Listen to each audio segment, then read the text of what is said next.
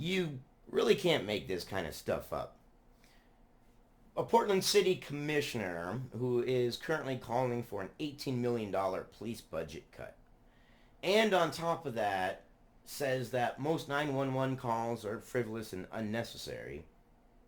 Then calls 911 on her Lyft driver because her Lyft driver didn't want to open the windows, and then wanted to get her out of the car because it was his property, and the argument ensued. And wow, okay, let's read it. Let's see what happened. Daily Mail. Moment. Portland City Commissioner who demanded $18 million police budget cuts and said most 911 calls are unnecessary calls cops on her Lyft driver in an argument about open windows. Lyft has a policy since the Big C that drivers should keep their windows open, keep airflow going so water droplets don't hang in the air to try to prevent the spread. And I thought we lived in a day where the Big C was the thing that dictated everything. So if the policy was to prevent the Big C, well then I guess that makes it all okay, right? Well, let's see what happened. A Portland City Commissioner who is currently pushing to carry out a $18 million budget cut to the city's police department said most, and also had said most 911 calls are unnecessary, called the cops on her Lyft driver earlier this month following a dispute about an open window. Joanne Hardesty was allegedly angered when the driver, Richmond Frost, refused to roll the windows up despite being recommended policy from the company to keep them down due to the coronavirus. Okay? I understand it's cold. I know. I get it. I get it. It's all about picking your battles. At what point do you say, hey, I can speak up, but then I risk getting the ride canceled and an argument ensuing versus putting on a jacket versus dealing with the cold for a period of time till you get to your destination. Life's about choices, right? But calling the cops, I don't believe would have been the right choice. But let's find out. Maybe she was justified. Let's not jump to conclusions, eh? It followed annoyance over a mix-up about where she was being picked up, all culminating in the driver canceling the ride and saying Hardesty could find another car, which she can't. It's her right, as is his right with his property. He attempted to leave the commissioner at a Chevron gas station, but she refused to leave the vehicle and placed the call to the cops. The Chevron gas station was open. The lights were on. She could have gone into the gas station, whatnot. The gas station was getting ready to close. That's been confirmed. But at the time, she could have gone into the gas station, and human beings being understanding human beings most of the time, if she went inside the gas station while they were still open and said, hey, I need to call another Lyft driver to pick me up, you know, I bet you most clerks would have been very understanding and said, hey, you know what, let me, I got some cleaning I can do, I got some paperwork I can do, whatnot to keep me busy, I'll lock the doors, and then when the Lyft driver comes, I'll let you out. Or he could have locked the doors, maybe it's their policy, lock the doors, but I bet you they would have waited there with her so she would have been safe. Most human beings are nice if you approach them from a certain way, from a human way, from a natural perspective of you're just a human being, I'm a human being, hey, you know, I'm calling a Lyft driver, I know you guys are getting ready to close, it's pretty cold out there. It was worth a shot, but she didn't. She went straight for 911. Straight for 911. Didn't even try. Frost also made a 911 call, and officers were forced to arrive at the gas station shortly before 10 p.m.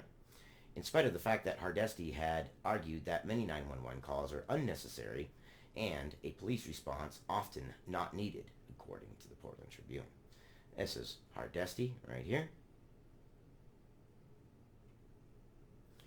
Hardesty, who heads up Portland's 911 system, had been picked up from Elani Casino in Washington, where the series of disagreements began. So she had a bad day, she lost money, she didn't win, go figure. Most people who are addicted to gambling have that attitude and they get mad when they lose. If you go into a casino, go in with money that you can blow.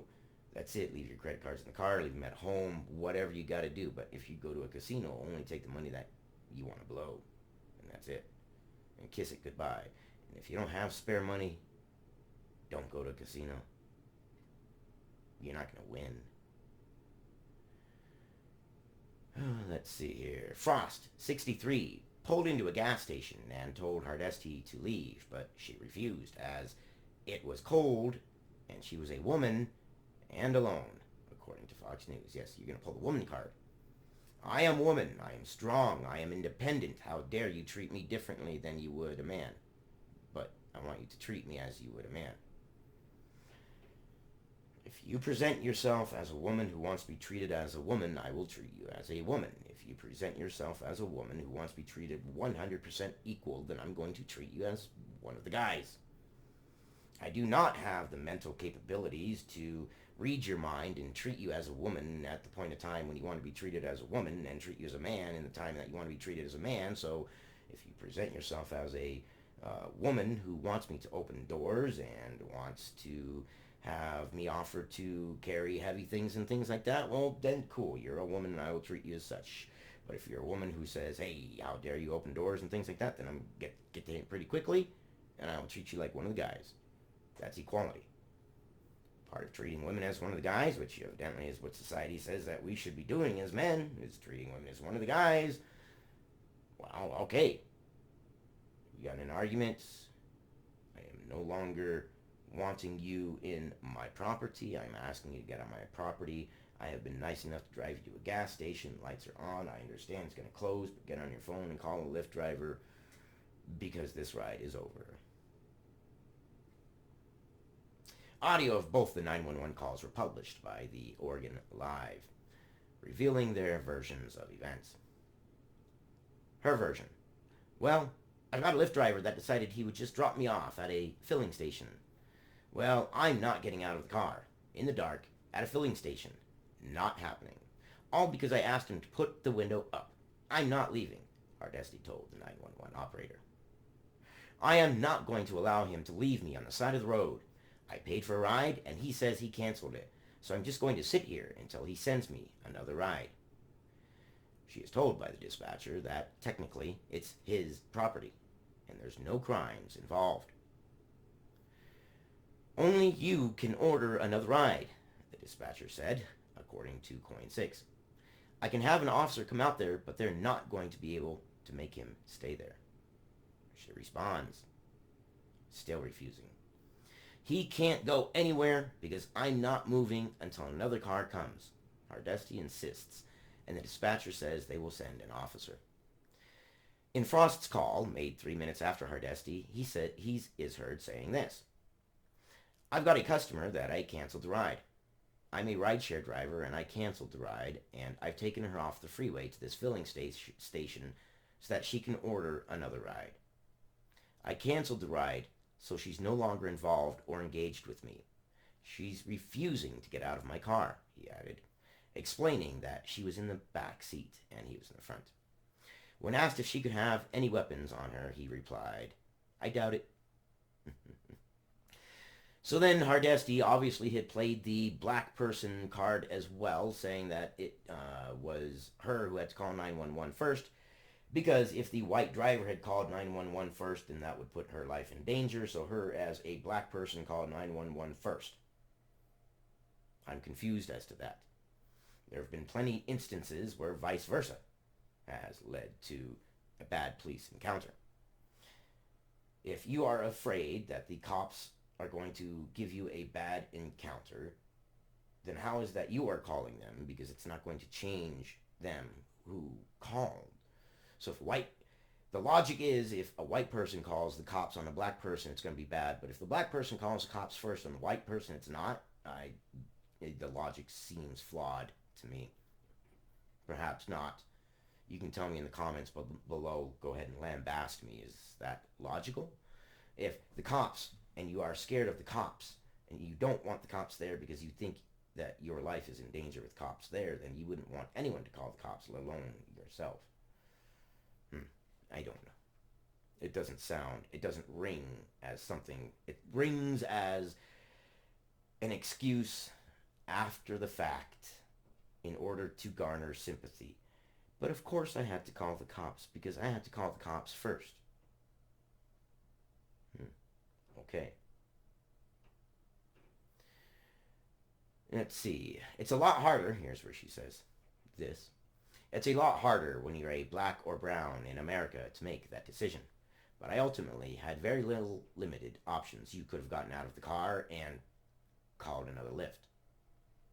Frost also admitted that there was tension from the start and told the Portland Tribune that he wasn't sure if maybe Hardesty had a bad day gambling, which probably she had. Don't go into a casino with any money that you're not willing to lose. I spent 40 years in the service business, he says. There's always a few people you cannot please. There's always a few people. You cannot please them no matter what you do.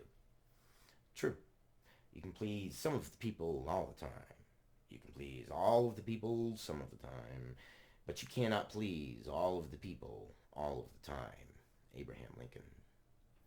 He added that he felt the call was so unnecessary. To argue and belittle and to treat me that way. I felt the way she treated me was unnecessary. Yes. Frost, the driver, had said that the gas station was well lit and that she was safe, and that he explained to her that he could not call Lyft for her because it's against their policy. A Lyft driver cannot call another Lyft driver. Yet Hardesty countered that the station was about to close, which was confirmed. It was about to close, and the lights would have been turned off eventually. I did not know how long I would have to wait, she said. There's no way I was going to get out on the side of the road in the dark because some driver has an attitude and decided I should just get out and just whatever happens, happens. Yes, because it was the driver's attitude. It wasn't anything to do with your attitude.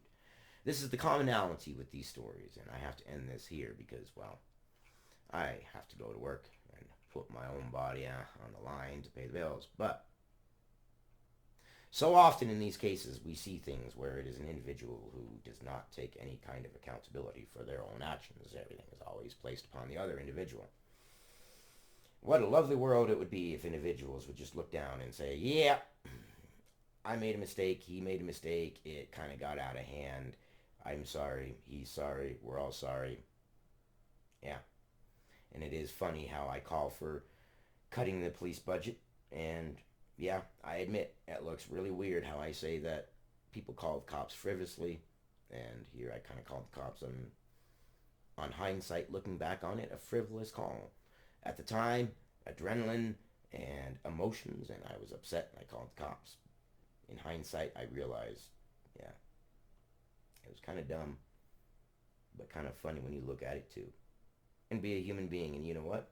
It wouldn't be that great, big a deal. It wouldn't be that big a news. Easy owned up to it. Maybe I'm wrong. I love you guys. You guys have a good day. No, talk to you later.